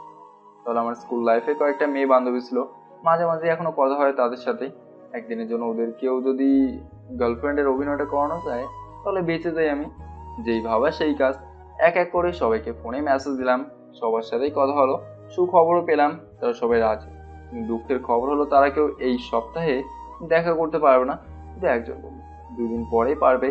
আমি এবার চোখে চশমা লাগিয়ে খুঁজতে লাগলাম, কেউ কে ফোন দেওয়া বাদ দিলাম নাকি।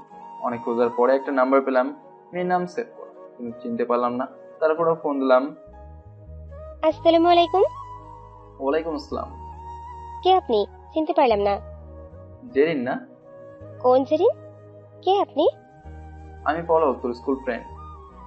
এতদিন পর আমার কথা মনে পড়লো? কি জন্য? দুজন তো আছে, আগে বল কেমন আছোস? ভালো। তুমি? ভালো। ফোন দিছো, ভালো হয়েছে। আমি দিতে চাইছিলাম। ও তাই নাকি? তো কি জন্য? কিভাবে বলি? কেন, বিয়ে টিয়ে নাকি আবার, যে এত লজ্জা পাচ্ছ? হ্যাঁ, কয়দিন পর আমার বিয়ে।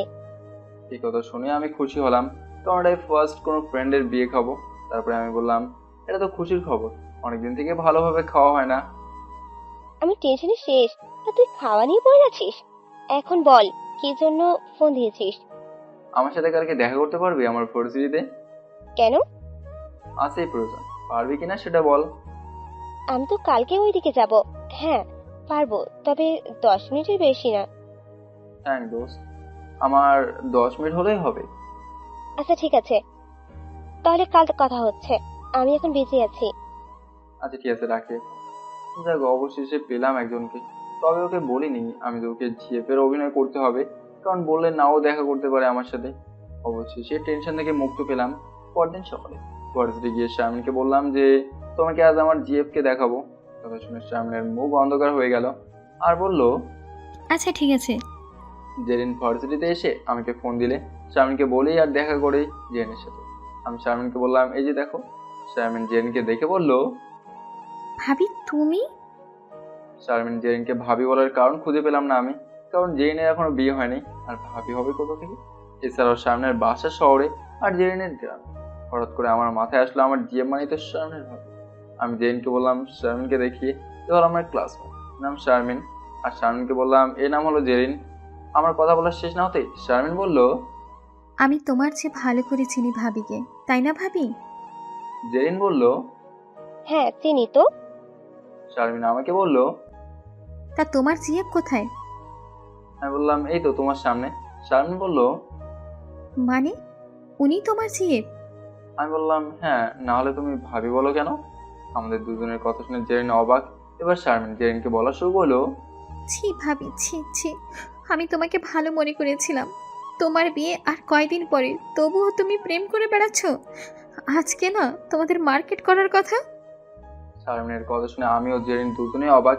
কি বলতেছে শারমিন এগুলো? আমি তো কিছুই বুঝছি না। কিন্তু শারমিন যা যা বললো তা তো সব সত্যি, কিন্তু এগুলো শারমিন জানলো কিভাবে? জেরিন বলল, এগুলো তুমি কি বলছো শারমিন? শারমিন বলল, আমি কি কোনো মিথ্যে বলছি? তুমি যে পলকের সাথে প্রেম করো তা কি আমার ভাই বা আমাদের বাসায় কেউ জানে? জেরিন আমাকে বলল, এগুলো তুমি কি বলছো শারমিন? আমি তোমার সাথে প্রেম করি, তুমি কি আমার বিয়ে ভাঙার জন্য এতদিন পর দেখা করতে বললা? দুজনেই চুপ করো প্লিজ, আমি একটু জোরে বললাম। এরপরে শারমিন ও জেরিন দুজনেই চুপ হলো। এবার আমি শারমিন ও জেরিনকে বললাম, তোমরা দুজন দুজনকে চিনো কিভাবে? শারমিন বলল, আমার চাচাতো ভাইয়ের হবু বউ। আর জেরিন বলল, যার সাথে আমার বিয়ে তার চাচাতো বোন শারমিন। এই কথা শুনে আমি নিজের কপালে নিজেই কুড়াল মারলাম। এখন আমি ভাবতে লাগলাম আমার যা হবার হবে, কিন্তু আমার জন্য তো জেরিনের জীবনটা নষ্ট করতে পারি না। তাই আমি দুজনকে বললাম, এখানে আমার একটা ভুল হয়েছে। ওরা দুজন বলল, কি ভুল? আমি বললাম, আমি সবকিছু বলতেছি, তোমরা চুপ করে সব কথা শোনো আগে। ওরা বলল, আচ্ছা ঠিক আছে। প্রথমে জেরিনকে বললাম আমাকে শারমিন ভালোবাসে, কিন্তু আমি ওকে ভালোবাসি। আমি মিথ্যে বলেছিলাম যে আমি প্রেম করি, আমার জিএফ আছে। এরপরে শারমিন আমাকে বলে যে আমার জিএফকে দেখবে। আমি যেহেতু প্রেম করি না তাই টেনশনে পড়ে গেছিলাম। অনেক ভেবেচিন্তে একটা উপায় খুঁজে পেলাম, তাহলে আমার কোনো বান্ধবীকে একবার দেখালেই শারমিনকে বিশ্বাস করা যাবে যে আমি প্রেম করি। এরপরে আমি আমার সকল বান্ধবীকে ফোন দেই, কিন্তু কেউ এক সপ্তাহের আগে দেখা করতে পারবে না। সবার শেষে তোমাকেই ফোন দেই আর দেখা করতে বলি। আর আজকে তুমি এদিকে আসবে শুনে আমার কাজটা আরো সোজা হয়। আর তুমি দেখা করতে চাও তাই সত্যিটা বলিনি যে তোমাকে আমার জিএফের অভিনয় করতে হবে। আমার কথা শুনে দুজনে মুখে হাত দিল, কারো মুখে কোনো কথা, তবে দুজনেই রেগে লাল হয়ে আছে। আমি বললাম, আমি সরি, আসলে আমি জানতাম না তোমার পরিচিত। আমি ভাবতে পারিনি যে এমন কিছু একটা হবে। আমার কথা শেষ হতে জেরিন উঠে চলে যায় আর আমাকে বলে, পলক, এটা কিন্তু তুমি ঠিক করনি। এপাশে শারমিন আমাকে চড় মারতে ধরেও মারলো না। সে বলল, এটা তুমি মোটেও ঠিক করনি। এখন আমি যদি বাসায় ফোন করে এসব বলি তাহলে জেরিনের কি হবে জানো? এই বিয়েটা ভেঙে যাবে, আর সাথে ভেঙে যাবে মেয়েটার মন। তবে ভাবির ভাগ্য ভালো যে আমি তোমাকে ভালো করে জানি তুমি প্রেম করো না, কখনো করোনি, আর সিঙ্গেলও থাকবা। তুমি ঠিক করছো ভাবিকে না বলে আমার সাথে দেখা করানো। তোমাকে তো আগেই বলেছি কয়েকদিন পর বিয়ে। আচ্ছা আমি কি এতই খারাপ? আমি কি দেখতে বাজে? আমার শরীরের রং কি কালো? তবে হ্যাঁ, আমি প্রথম তোমার সাথে অন্যায় করেছি, সেজন্য তো তোমার কাছে ক্ষমাও চেয়েছি। কিন্তু এখন সত্যি তোমাকে ভালোবাসে। এখন তোমাকে এত অত্যাচার করি যখন আমার খুব জেদ ওঠে তোমার ওপর। আমি সহ্য করতে পারি না তোমাকে অন্য মেয়ের সাথে। আচ্ছা ঠিক আছে, আজ থেকে আমি। শারমিনের আর কোনো কথা না শুনে আমি ওখান থেকে চলে আসলাম। ক্লাসে এসে দেখি স্যার নেই, তাই ব্যাগ নিয়ে বাসায় চলে আসলাম। বাসায় এসে আমার রুমে ব্যাগ রেখে সোজা ছাদে চলে আসলাম। ছাদের দোলনায় বসে ভাবছি, আসলে আমি এটা ঠিক করিনি, অনেক বড় অন্যায় করেছি আমি। অল্পের জন্য কত বড় একটা বিপদ থেকে বাঁচলাম। জেনি বা কি মনে করতেছে আমাকে, এত ভাবতে অনেক অনেক খারাপ। ওর বিয়ে ভাঙার জন্য এতদিন পরে ওর সাথে কথা বললাম, দেখা করতে বললাম। এটা না বলার কোনো কারণে, কারণ প্রায় কিছু কম 2 বছর থেকে জেনের সাথে কথা বলিনি। হঠাৎ ফোন দেওয়া, কথা বলা, দেখা করতে বলা, এটা মোটেও স্বাভাবিক কিছু না। এদিকে এটা ছাড়া অন্য কোনো উপায়ও ছিল না সামনের কাছ থেকে মুক্তি পেতে। আমি আকাশের দিকে তাকিয়ে বসে আছি। হঠাৎ আমার ঘাড়ে কারণ হয়তো স্পর্শ পেলাম। তাকে দেখি মা। মা বলল, কি হয়েছে তোর? আজকে তাড়াতাড়ি বাসায় আসলি যে, ফ্রেশ না হয়ে ছাদে এসে বসে আছো? আমি বললাম কিছু হয়নি মা, ভালো লাগতেছে না তাই বাসায় আসলাম। বলে ছাদ থেকে নিচে নেমে ফ্রেশ হলাম। বিকেলের দিকে জেনকে ফোন দিয়ে সরি বললাম। জেন বলল, আচ্ছা ঠিক আছে। মুখে ঠিক আছে বললেও আমি বুঝতে পারছি আমার উপর রাগ আছে অনেক। তাই আমি বললাম, আমাকে তো বিয়েতে দাওয়াত দিলি না, আমি কিন্তু নিজেই তোদের হানিমুনের দাওয়াত দিলাম, না করিস না কিন্তু। জেন লজ্জা পেয়ে বলল, এখনো বিয়েই হলো না আর হানিমুন? আর তুই আমাদের সাথে হানিমুনে যাবি কেন? আমি বললাম, কেন যেতে পারি না তোদের সাথে? তোরা যা করবে আমিও তাই করবো। চুপ থাক, তুই বিয়ে করে হানিমুন করিস। বলে ফোন কেটে দিল। এরপরের দিন আমি ভার্সিটি আসলাম সকালে। আমি সহ কয়েকজন বন্ধু মিলে আমাদের কলেজের দিকে গিয়ে আড্ডা দিতেছি। আড্ডা শেষে আমরা আমাদের ক্লাসের দিকে আসছিলাম। আসার সময় একটা মেয়ের শরীরে আমার হাত লাগে। আমি মেয়েটার দিকে তাকাতেই গিয়ে তাকাতে, আর মেয়েটাও আমার দিকে তাকিয়ে থাকে। হয়তো এত সুন্দর মেয়ে এর আগে কখনোই দেখিনি। আমি তাকিয়ে আছি। হঠাৎ করে মেয়েটা এক কথা বললো। সরি, আমি দেখতে পারিনি। আস্তে করে বলেই চলে গেল। মেয়েটার চলে যাওয়া আমি দেখতেই আছি আর ভাবছি, হাত লাগলো আমার আর মেয়েটা সরে বলে চলে গেল। আমি তো ভেবেই নিয়েছিলাম আমাকে গণধোলাই খেতে হবে, কিন্তু মেয়েটা তেমন কিছু করলো না। এতে বোঝা গেল মেয়েটা অনেক শান্ত ও নিম্নভদ্র। যদিও কাজটা আমার ইচ্ছে না থাকা সত্ত্বেও হয়েছে বেখেয়ালে। এই কাজটা সামনের সাথে হলে হয়তো এতক্ষণ আমাকে হাসপাতালে নিতে হতো। সামনে থেকে কতই না ভালো মেয়েটা। এগুলো ভাবছি আর ক্লাসের দিকে আসতেছি। আমার মনে পড়লো কালকে শারমিন আর জেরিনের সাথে ঘটে যাওয়া ঘটনা। আল্লাহ জানে আজকে আমার কপালে কি আছে। ক্লাসে এসে আমার জায়গায় বসলাম, কিন্তু এখনো শারমিনকে দেখলাম না। যাক বাবা, আজকে বাঁচলাম। শারমিন আজকে ভার্সিটি আসেনি। আমার ব্যাগের উপর চোখ যেতেই দেখি একটা লাল গোলাপ ফুল আর ফুলের সাথে একটা কাগজ লাগানো। কাগজটা নিয়ে পড়তে শুরু করলাম। লেখা, আই লাভ ইউ। সরি, আজকে তোমাকে দেখতে পারলাম না। আর আমি আজকে ক্লাস করতে পারছি না, কারণ চাচাতো ভাইয়ের বিয়ে, কেনাকাটা করতে আমাকে থাকতে হবে তাই। আর কিছু লেখা নেই। হয়তো আপনারা বুঝতে পেরেছেন যে এটা শারমিনের কাজ। হ্যাঁ, এটা শারমিনে রেখে চলে গেছে। যাক, আজকে আর কোনো প্যারা নেই আমার, কারণ শারমিন ছাড়া কেউ আমাকে প্যারা দেয় না। তাই আমি খুশি মনেই ক্লাস করলাম। আজকে সব কাজ শেষ করে বাসায় চলে আসলাম। মনে মনে বলছি এই কয়েকদিন শারমিনের কাছ থেকে বাঁচলাম, কারণ শারমিনের বিয়ের জন্য ব্যস্ত থাকবে, তাই ভার্সিটিতে আসবে না। আর হয়তো এই কয়দিনে আমার কথা ভুলে যাবে। তাই আমাকে আর প্রেম টেম কিছু করতে হবে না, কোনো প্যারা থাকবে না আমার। আচ্ছা, বাবা আমেরিকা যাবে, তাই বাবাকে বিমানবন্দরে গাড়িতে করে নিয়ে আসলাম। বাবাকে বিমানবন্দরের ভিতরে রেখে আমি বাসার উদ্দেশ্যে রওনা দিলাম। রাস্তার মাঝে এসে দেখি রাস্তা বন্ধ। বেশ কিছু মানুষও রয়েছে, গাড়ি যাওয়ার কোনো রাস্তা নেই। তাই নেমে মানুষগুলোর ভিতরে গিয়ে দেখি দুটা মাইক্রো অ্যাক্সিডেন্ট করছে, দুটো একদম অচল। ভাগ্যিস কারো কোনো ক্ষতি হয়নি। চারদিকে তাকাতে দেখি শারমিন ওর বাবার সাথে দাঁড়িয়ে আছে, সাথে আরো 5-7 জন পুরুষ ও মহিলা আছে। আমি শুরুতে ওর বাবাকে চিনি, কারণ তিনি আমাদের বাসায় গেছিল শারমিনকে নিয়ে। তাই আমার সন্দেহ হলো যে শারমিনের গাড়ি অ্যাক্সিডেন্ট করছে। তাই আমি গিয়ে শারমিনের বাবাকে বললাম, কি হয়েছে আঙ্কেল? আঙ্কেল বললো, মার্কেট থেকে বাসায় ফেরার সময় অ্যাক্সিডেন্ট হয়েছে, মনে হয় না গাড়ি আজকে ঠিক হবে, দেখি কি হয়। আমি বললাম, ও আচ্ছা, কিন্তু আঙ্কেল আমার তো মনে হচ্ছে না যে গাড়ি এখন ঠিক হবে, কারণ গাড়ির যা অবস্থা। আঙ্কেল বললো, তাই তো দেখতেছি, এদিকে অনেক রাত হয়ে যাচ্ছে, এই মাঝ রাস্তায় এত রাতে গাড়ি পাওয়াও তো কঠিন। কি যে করি এখন? আর অন্য ড্রাইভারও ছুটিতে আছে, না হলে অন্য গাড়ি নিয়ে আসতো এতক্ষণে। আমিও বুঝতে পারছি তারা এখন কোনো গাড়ি পাবে না, আর পেলেও এত মানুষের জায়গা হবে না। আমি ভাবলাম একটু না হয় সাহায্য করে, শারমিন না হয় শত্রু, তাই বলে এনাদের সাথে তো আমার কোনো শত্রুতা নেই। তাই বললাম, আঙ্কেল আপনি না হয় গাড়ি ঠিক করে বাসে যান, আর আমি না হয় শারমিনদের বাসে রেখে আসি। আঙ্কেল বললো, তুমি এত কষ্ট করবা কেন? তোমার সমস্যা হবে না তো? আঙ্কেলের কথা শুনে শারমিন বলল, একদিন কষ্ট করলে কোনো সমস্যা হবে না। আমি বললাম, সমস্যা নেই কোনো আঙ্কেল। আঙ্কেল বলল, তাহলে ঠিক আছে। এরপরে সবাই আমার গাড়িতে উঠে বসলো, আঙ্কেল বাদে। আর শারমিন বসলো সামনে আমার সাথে। আমি গাড়ি ছাড়ার একটু পরেই শারমিন বলল, ভালো না বাসতে এত কেয়ার? আমি বললাম, এটা তোমার জন্য করতেছি না, আঙ্কেলকে চিনি, তাছাড়া এটা আমার কর্তব্য। শারমিন বলল, বুঝেছি। আচ্ছা, সারাদিন আমাকে দেখোনি, তাই এখন লিপ দিতেছো যাতে করে দেখতে পারছো? এমনি কি কথায় আছে, ভালো লোকের ভাত নেই। ওদের ভালো করতে গেলাম, এখন বলছে ওর জন্য নাকি সাহায্য করতেছে। আমি কিছু না বলে ড্রাইভিং করতেছি। শারমিন নিজেই বলে দিতেছে কোন দিক দিয়ে যাবো। ওদের বাসায় এসে নামিয়ে দিলাম। তো সবাই অনেক জেদ করলো বাসায় যেতে, কিন্তু আমি গেলাম না। যদিও যেতাম কিন্তু শারমিনের জন্য গেলাম না, কারণ বাসায় গেলে শারমিন কি না কি করে আর কি বলে তার ঠিক নেই। তাই আমি আসার সময় বললো 3 দিন পরে বিয়ে, আর বিয়ের দিন যেন আমি আসি বউ আনতে। আমি বললাম আচ্ছা। আমি মনে মনে বললাম বউ আনতে যাবো কি করে, তোমাদের বউ তো আমার বান্ধবী হয়। আমি গাড়িতে ওঠার পরে শারমিন বলল সে নাকি 5-4টা ভার্সিটিতে আসবে না। আমি বাসায় আসছি আর বলছি বাসলাম এই ফাজিল মেয়ের কাছ থেকে 5-4 দিনের জন্য। তবে এই কয়দিনে এমন কিছু করতে হবে যাতে করে যেন শারমিন আমাকে আর ভালো না বাসে। দেরিতে বাসায় আসায় মা বলল, এত দেরি হলো যে? আমি মাকে সবকিছু বললাম। মা বলল, ভালো করছো। এরপর ফ্রেশ হয়ে খেয়ে দিয়ে আমার রুমে গিয়ে শুয়ে পড়লাম। এরপর 3 দিন আমার ভালোভাবেই কাটলো। 3 দিনের দিনে জেনের বিয়ে, তাই আমি বিয়ে খেতে গেলাম। জীবনের প্রথম কোনো ফ্রেন্ডের বিয়ে, মজাটাই আলাদা। তবে বান্ধবী না হয়ে বন্ধু হলে আরো মজা হতো। আমি অনেক চেষ্টা করলাম শারমিন যেন আমাকে না দেখে, আমি যে বিয়ে বাড়িতে আছি তার জন্য ও না জানে।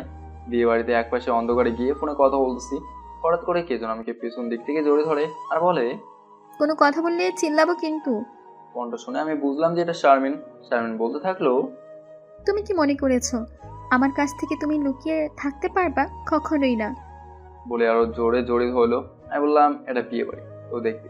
শারমিন বলল, এটা বিয়ে বাড়ি হওয়ায় কেউ কিছু দেখবে না, সবাই নিজ নিজ কাজ নিয়ে ব্যস্ত আছে।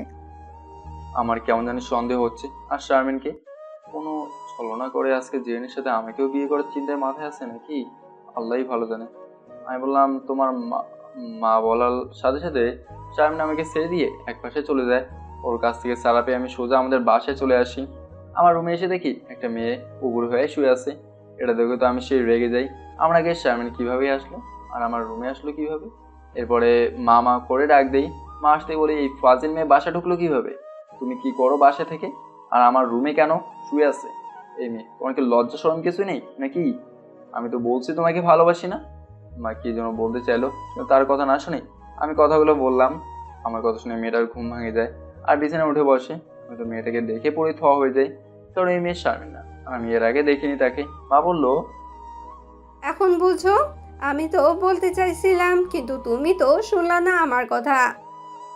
আমি বললাম এটা কি আর আমার রুমে শুয়ে আছে কেন? মা বলল, এ হলো তোর খালাতো বোন, বিদেশ থেকে এসেছে, কিছুদিন এখানে থেকে ঘোরাঘুরি করে চলে যাবে। ও ভালো করছে। তা আমার রুমে কেন, গেস্ট রুম তো আছে। মা বলল, ওই রুমের এসে কেন জানি কাজ করতেছে না, তাই এই রুমে শুতে বলছি। তাছাড়া আমি ভাবছিলাম তুমি তো আজকে বাসায় আসবা না, বিয়ে বাড়িতে থাকবা। আমি বললাম ও আচ্ছা, থাকতাম বিয়ে বাড়িতে, কিন্তু ওই ফাজিলের জন্য তো কোথাও শান্তি পায় না। মা বলল, কোন ফাজিল? আমি বললাম ওই যে ফাজিল মেয়ে শারমিন, পরে সব বলবো, এখন পরিচিত হয়নি। মা বলল, আচ্ছা তোরা কথা বল, আমি গেলাম।